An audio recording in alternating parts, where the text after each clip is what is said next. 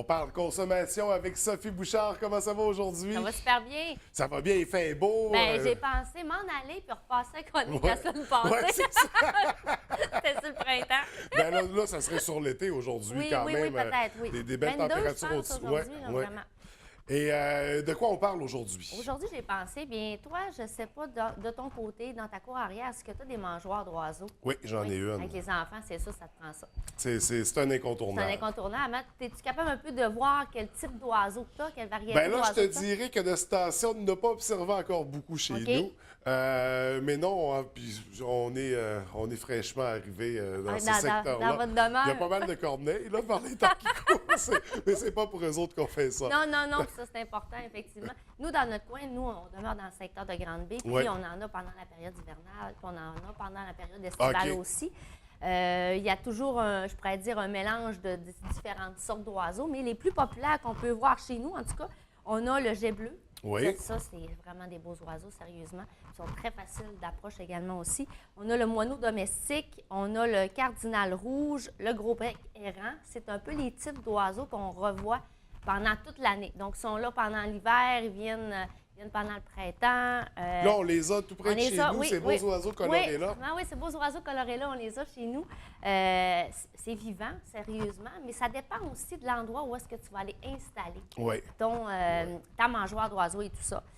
Pendant l'hiver, là, le chardonnay jaune, celui-ci vient plus pendant la période hivernale, mais il est sur le bord de partir, mais ça fait longtemps qu'on ne l'a pas vu, celui-là. là. OK. Pourquoi on a tant d'oiseaux comme ça? Mais c'est parce qu'on est quand même, on a choisi notre emplacement justement pour le type de mangeoire qu'on a besoin d'installer dans notre secteur. Toi, est-ce que tu es boisé en arrière de chez Oui, vous? oui. OK, donc c'est vraiment un super de bon secteur lorsque tu es boisé. C'est sûr que, dépendamment de nos installations, la meilleure façon de le mettre, c'est plutôt dans un endroit où est-ce que c'est pas très passant, où est-ce que c'est pas là où est-ce qu'on circule le plus. Là. Par exemple, on met pas Bien ça à sûr, côté ouais. d'une porte de garage, mettons, c'est peut-être pas la meilleure idée, là. Mais dans le fond de la cour, c'est exactement la meilleure idée. Quel type de mangeoire on utilise? Toi, c'est quoi que tu as comme type de mangeoire? Moi, c'est une mangeoire maison en bois. T'as fait ta mangeoire? Non, mais en fait, je ne l'ai pas faite. On veut en faire, bien sûr. J'ai des projets! Mais non, c'est une mangeoire qu'on s'est fait OK. donner. Ouais.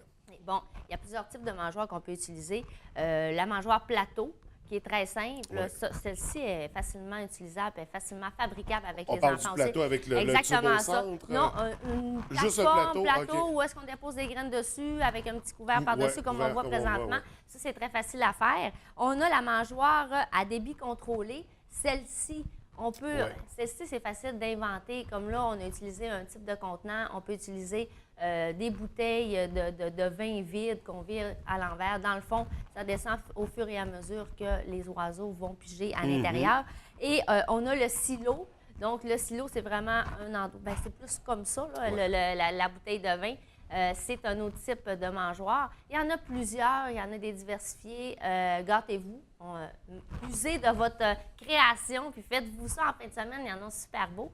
Puis il y a la bonne vieille cabane à oiseaux aussi. Bien, la bonne vieille cabane à Bon, on oiseaux. pourrait dire que c'est des bicontrôlés, Oui, quelque part. oui, absolument. Puis celle-ci, c'est moins pour la nourriture, c'est plus pour un endroit où Ouais. est-ce qu'on va pondre ses œufs. Ouais. Et ça, les enfants aiment beaucoup ça. Sérieusement, ils sont tout en train de regarder si ça s'en vient. Quel type de nourriture on utilise pour les oiseaux maintenant?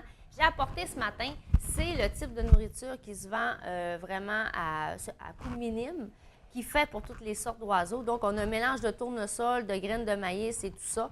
OK, Mais c'est diverses diversifié, céréales. exactement ça. Ça fait pour tous les types d'oiseaux, sérieusement, peu importe le type pas de cabane, mais de mangeoire Oui, qu'on oui, utilise. Ça peut faire à toutes les sauces. Par contre, comme je disais tantôt, on avait des beaux jets bleus chez nous qui étaient quand même assez gros. Oui. Mais eux, vraiment, aiment beaucoup le maïs. Donc là, on les a perdus parce qu'on a changé notre nourriture. Donc là, je me suis fait chicaner ce matin. Comment ça se fait qu'on a plus de jet bleu? Fait qu'on va changer un peu le type de nourriture parce qu'effectivement, ils sont moins posés à venir avec ces graines-là. Et vous avez la version uniquement de graines de tournesol.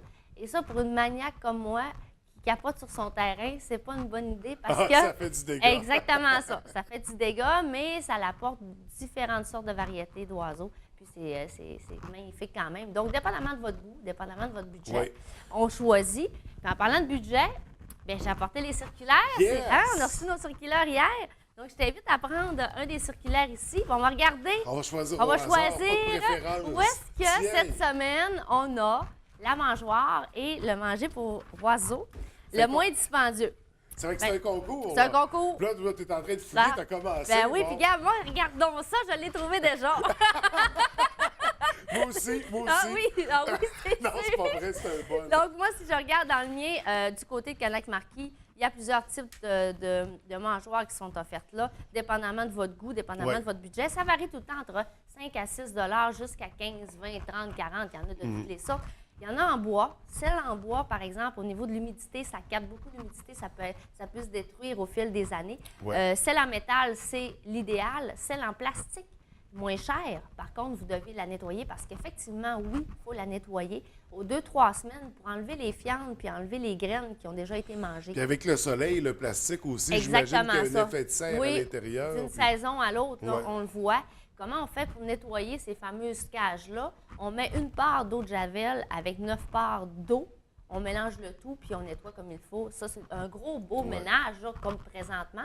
Puis le reste du temps, on peut le faire aux 2-3 semaines, la vider, parce que souvent, avec la pluie, les graines se forment en genre de moton, puis c'est plus assez Mais bon. rendu là, c'est préférable d'y aller avec le métal, finalement. Absolument. Donc, pas d'entretien, Métal, sécuritaire. Exactement, à mi-prix entre le bois et le plastique. Ça dure des années, puis on se gâte avec ça.